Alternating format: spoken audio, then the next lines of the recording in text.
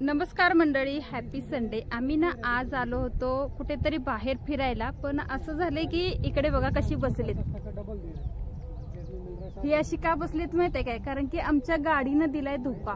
म्हणजे ना काय होतं रे गौरा, आणि काय झालं तर इकडे ना गाडीचं जे चार्जिंग दाखवत होतं ना ते गॉगल पडेल तर ना ते घरातून निघता वेळी आम्ही 90 किलोमीटर दाखवत होतं, म्हणून चार्जिंगची गाडी घेऊन आलो आणि 20 किलोमीटर आलोय ना, पण आता 20 किलोमीटर फक्त आलोय घरापासून पुढे आणि आता त्याला चार्जिंग दाखवते 30% आणि अजून आम्हाला पुढे जायचंय 20 किलोमीटर, म्हणजे 40 किलोमीटर एकूण असा प्रवास होता। तो 80 किलोमीटरचा होता, म्हणून म्हटलं आम्ही आता 90 किलोमीटर दाखवते, म्हटलं ते आरामशीर जाऊन येतोय। ह्या आहे ना आलो हौशेनं एवढ्या कडक उन्हामध्ये। ऑक्टोबरची हीट काय असते ना ते आता दाखवायला उन्हानं चालू केले, एवढं गरम होतंय। इकडे आमचे चष्मेस जाणार होते, कुठे आलोय कुठं आम्ही बघा, दगडात आले। हे सगळं दगड आहे मागे, असं काय आम्ही दगडात नाही आलेलो, सावलीला थांबलोय।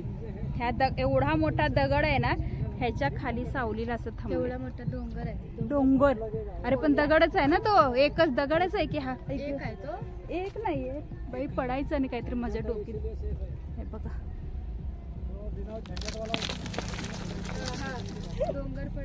डोंगर पडेल। ए भक्ती का डोंगर पाडतेस की काय? अंगावर पडते। असा डोंगर पडतात। कोणाला कामगार हवा असेल तर नंबर देतो खाली कमेंट मध्ये। डोंगर कसा पडतात माहितीये काय? असा थोडक्यात डोंगर पाडतात। बस बस बस। आणि ना मला महत्वाचं म्हणजे ह्या तळ्याकडे जायचं आहे। ये तुला दाखवते तळ, मी बघितलं बस।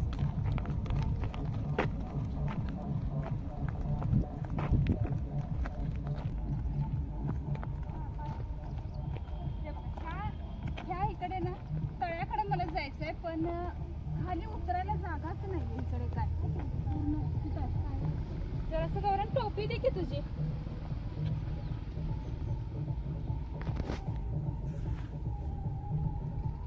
थँक्यू।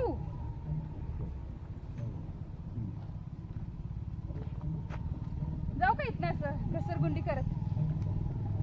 त्या तळ्याजवळ मला जायचंय, मग काय करू, कुठून जाऊ, रस्ताच सापडणं झालाय। एवढं असं हळू मारायचं नसतं, असं घ्यायचा। थांब दाखवतो, हे बघ दगड एक दे रे मोठा, असा घ्यायचा दगड, कुठपर्यंत जाते बघूया। मी टाकू काय? इकडे पाण्याचा आवाज आलाय की नाही? मी टाकू ते तुला येतोय का आवाज? येतोय की नाही? डोकी फिरले म्हणून दगड माराले। थांब थांब थांब,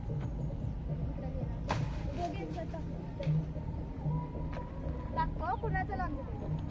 1 2 3 गो। हिचा गेला तिकडे काय बघूया। काय पाण्याचा आवाज यायला लागलाय मला। काहीतरी काम करा, कुठं आवाज येतो सांगतो? बरं इकडे रस्ता आहे वाटतं।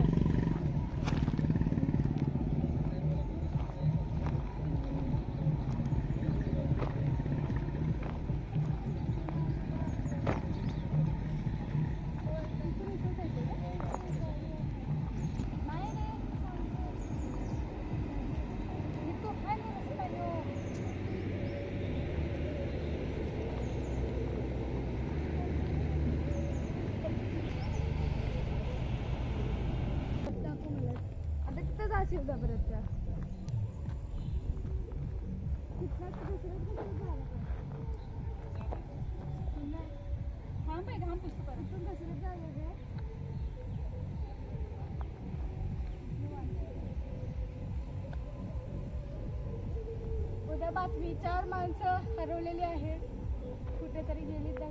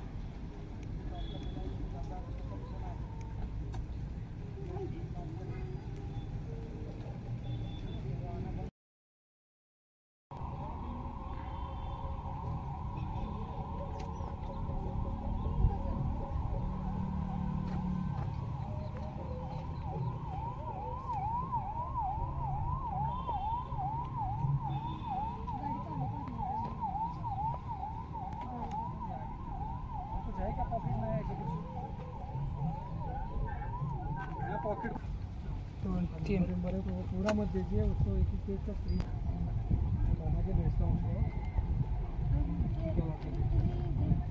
यदि लोगों ने परेशान करके रखा था, ये सिखा रहा था उनको क्या करना।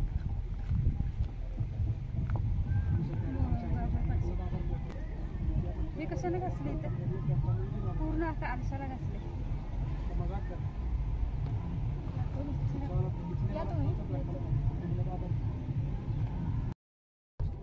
दोघ जण काय म्हणतायत माहितीये का मला, तू इथेच थांब जंगलात, हे असल्या जंगलात, आणि इकडे भक्तीनं गाडी घेतली आणि इकडं गौरांगनं गाडी घेतली. दोघ जण दोन्ही गाड्या घेऊन जाणार आहेत मला इथे ठेवून, असं म्हणणं. असं म्हण मी घेऊ, मला घे म्हणतायत. ज्याला सायकल चालवता येत नाही त्याला गाडी घे म्हणून सांगतायत. बस तुझ्या बरोबर बसू बसू बघ, बस ग बाई. नक्की बसू, खरं बसू. बघ ते इथनं एवढं चढते ना, चढवायला येणार ना. बस बस आपण जाऊ जायचं आणि यायचं वापस. यायचं कशाला, त्यांनाच बोलवायचं. हा आता बसले. चल बघूया, पाडशील एवढं बघ. तुला पाहिलं आमचं जेवण. सावकाश घे.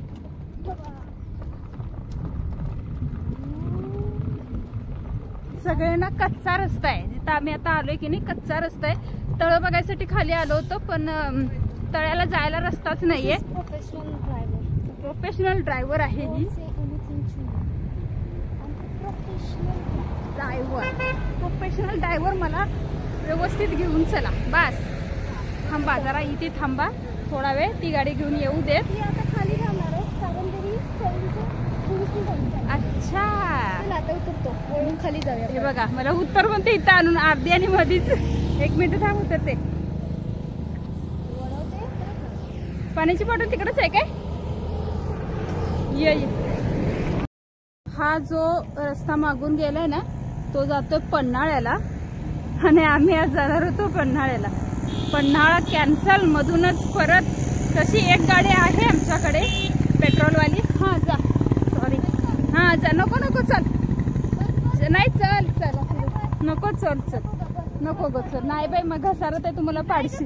ए नाही बाई मला, नाही नाही बाई, ए नाही नाही नाही बाई, मी असं चालत जाते. घसारत आहे मला, कुठेतरी थेट नेऊन सोडशील तिकडं. चालवते पण माझ्या मनात भीती आहे, त्याचं काही गुरु. ते बघा तिकडे गेली ती. एवढं चालायला लागलं तरी चालेल कारण की पूर्ण अशी घसारत आहे. आणि त्याच्यात हे खडीवाले ना, त्याला काय म्हणतात, मुरुम म्हणतात वाटतं ते ना, त्याचे छोटे छोटे असे खड्डे आहेत. खड्डे नाही, दगड आहेत. काम चालू आहे ब्रिजचं, त्याच्यामुळे सगळीकडे असे ते सगळे विस्कटलेली आहे. काय मस्का काय चाललंय लावायचा? पप्पांना घेऊन तू जाणार आहेस? जा, चालतंय जाऊ. हे लक्षात असू दे, तुमचं पाकिट आहे ते आमच्याकडे आहे. कशी बर्फी घेताय बघायचंच आहे मला. कशी. हा, आणि आता मी तुम्हाला सांगतो, ही गाडी जास्त पळत नाही. आमची ॲव्हेंजर किती पळते ना ते आम्ही दाखवतो आता. टोपी दिलात तर बरं होईल, ऊन लागते. हे घे रे बाबा, ह्याला हे टोपी कशी. काय इथनं उतरायला येणं झालं, एवढं ती डेंगर आहे. डेंगर नाही, डोंगर आहे बघा. तुम्ही जा पुढे, तुमची हळू पळते ना गाडी. हा जा, टाटा बाय बाय. गेलीत खरोखरच, सोडून जातील आपल्याला. आणि बघूया काय आपल्याला सोडून किती लांब गेलेत ते. गॉगल दे बाबा, ऊन लागतंय. एक तर कलर चेंज होतोय. ओके, पाण्याची बॉटल त्या गाडीत ठेवायला पाहिजे होती. असू दे, आता जरासं पाणी पिते लागलंच. घोटभर घोटभर. हा रुमाल पण इथं, आपल्या तोंडाचा रुमाल पण इथंच ठेवले. असं ना, ती जराशी थोडं पुढं जाऊ दे आणि मग आपण त्यांचा पाठलाग करूया. बघूया किती किलोमीटर लांब जातात आमच्यापासून. चला. हे बघा तसं काय जास्त लांब नाहीये, एक 4-5 किलोमीटर आमच्यापासून लांब गेली असतील. आम्ही पाठलाग करत यांचा आले. कसं वाटतंय?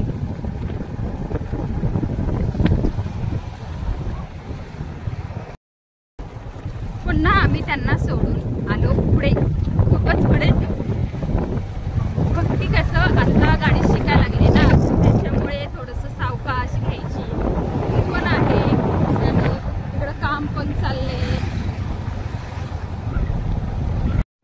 बायकांना कुठेही जा, कधीही जा, संध्याकाळचा जेवणाचा, सकाळचा जेवणाचा विचार करावाच लागतो. तर ना मी आता घरी जातावेळी भाजीवाले इथे ना शेतकरी दिसले मला, 2-3 आज्या बसल्या होत्या.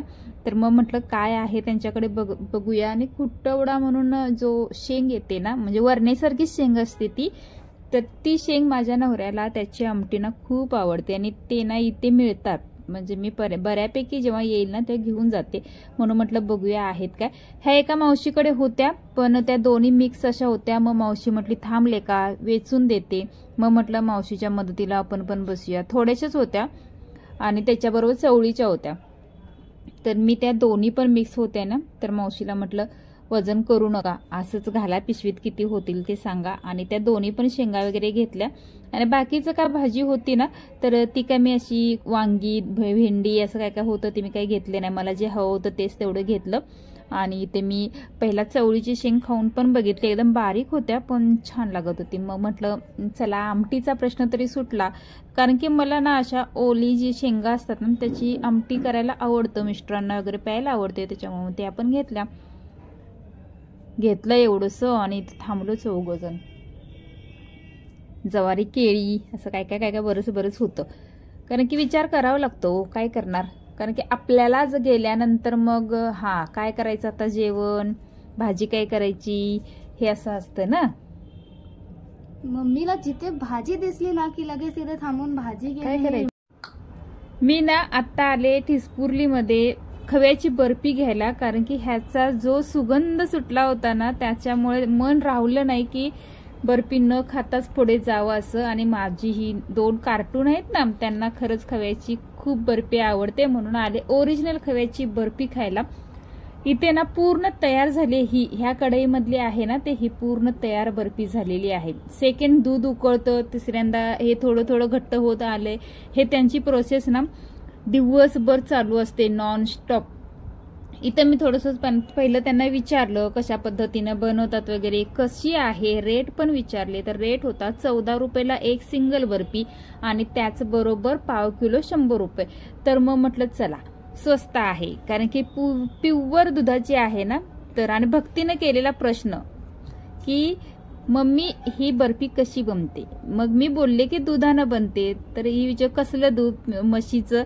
तर ते म्हशी कुठं आहेत असा प्रश्न माझ्या लेकीने विचारला. म्हणजे हिचं म्हणणं काय, जिथं तर दूध निघतं ना तिथंच म्हशी सगळ्या बांधून ठेवायच्या. आणि त्या कढईत इतकं दूध होतं, मग मला वाटलं ते म्हशीचं तिथल्या तिथंच काढून असं लगेच. तर इकडे ना ते एक कढई होती, ते सर होते त्यांनी घेऊन गेले, कारण की ऑलरेडी ती बर्फी पूर्ण तयार झाली होती. आणि सेकंड जी कढई होती ना जिथं मी बर्फी तयार करायले, ही बर्फी कोणाकोणाला खायची आहे, माझ्या हातची बर्फी, खव्याची बर्फी जर कोणाला खायचं असेल ना तर या माझ्या घरी नाही, इथे शॉपला घेऊन जा. कारण की ही ना जवळपास एक 4 ते 5 किलो आरामशीर होईल एवढी बर्फी ही तयार होत आले. एक सारखं ना हे असं हलवत राहावं लागतं, नाहीतर मग ती करपते. तरी तू खूप हळू ते हे करत होते, किती फास्ट असे एकदम जोरात ते मला थोडी फुकट देणार आहेत मी जास्त हलवत बसले तर इथे ना मी थोडंसं बघितलं, कारण की त्याची खूपच वाफ येत होती गरम गरम. त्याच्यामुळे मी तिथून निघाले बाहेर. हे बघा अशा पद्धतीनं लास्ट प्रोसेस. हे ना थोडं कढई गरम असते ना त्याच्यामुळे ते एकसारखं असं हलवून ते गार होईपर्यंत ठेवायचं आणि नंतर मग त्याला व्यवस्थित कटिंग करायला ना द्यायचं, साच्यामध्ये घालायचं आणि मग कट करायची. हे अशा पद्धतीनं आग लागले बघ. ते दूध पण बघ ना कसं हे करताय, म्हणजे ते चम्मच ना हलवून ना त्यात ते घट्ट बनवतात. किती कढई आहेत, 5 कढई आहेत. आणि इकडे पण बर्फी घेतली. कोल्हापूरकरांचं दिल लय मोठं आहे, का सांगू काय. मी इकडे ना 100 रुपयाची बर्फी घेतली आणि त्या ज्या आहेत ना काकीमा गुलाबी साडीवाल्या मागच्या मॅचिंग आहे, त्याच्यामुळे त्यांनी बहुतेक मला 2 बर्फ्या खायला दिल्या आणि त्या मस्तपैकी उभं राहून मी खव्याचा स्वाद घेतला. कोणाकोणाला आवडते खव्याची बर्फी मला कमेंट करून सांगा. आमच्या घरात तरी सगळ्यांनाच आवडते. आय थिंक सगळ्यांनाच आवडत असेल, तुम्हाला मला तर पण आवडते बाबा खूप. मी तर त्या